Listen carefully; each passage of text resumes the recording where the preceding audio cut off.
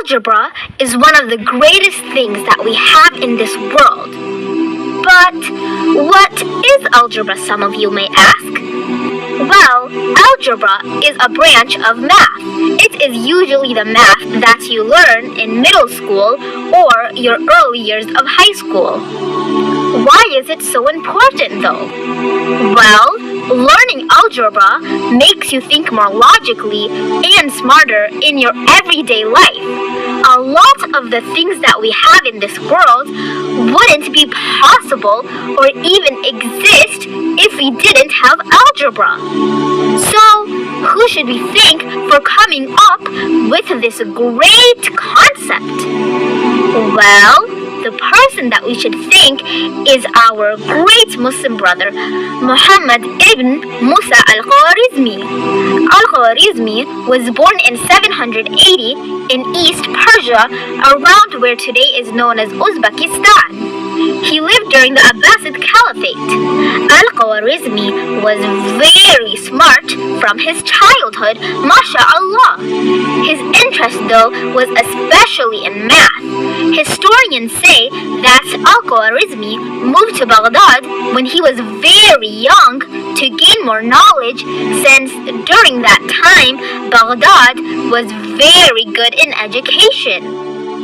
The world's best knowledge from Greece, Persia, India, China, and from all over the world was collected in Baghdad. So, when Al-Khwarizmi moved to Baghdad, he started to learn new things every day. He especially loved learning math from India and Greece, who were the most advanced at that time. When Al-Khwarizmi got older, he wanted to take math to the next level. He wanted to come up with more complex concepts so that the world could become better. But unfortunately, this was not really possible because most people at that time would use the Roman numerals. This made advanced math close to impossible. Al-Khwarizmi decided to not use the Roman numerals. Instead, Al-Khwarizmi adopted the number system that goes from 0 to 9. And that's the system that we use now. And using that system, Al-Khwarizmi created the concept of algebra.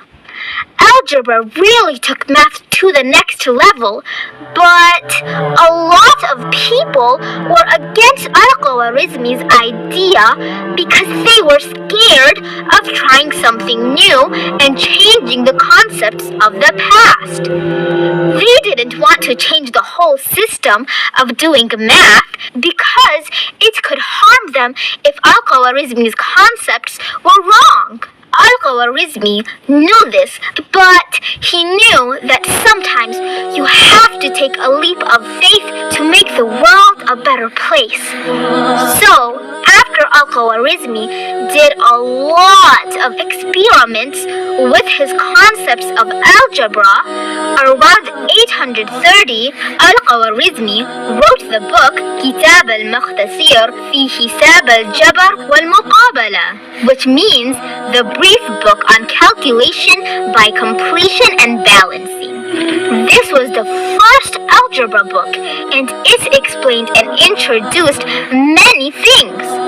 That's why Al-Khwarizmi is called the father of algebra. In his book, he gave his math concept the name Al-Jabr, which means completion in Arabic.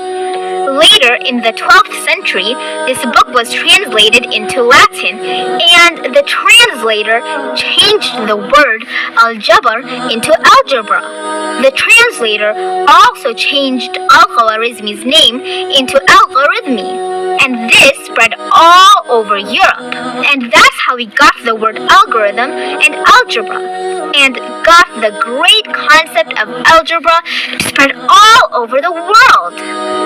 So, to sum up, Al-Khwarizmi created the concept of algebra and changed our world forever.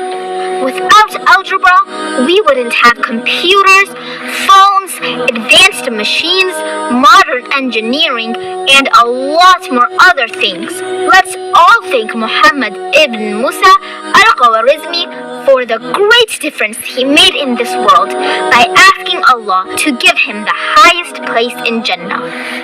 Ameen.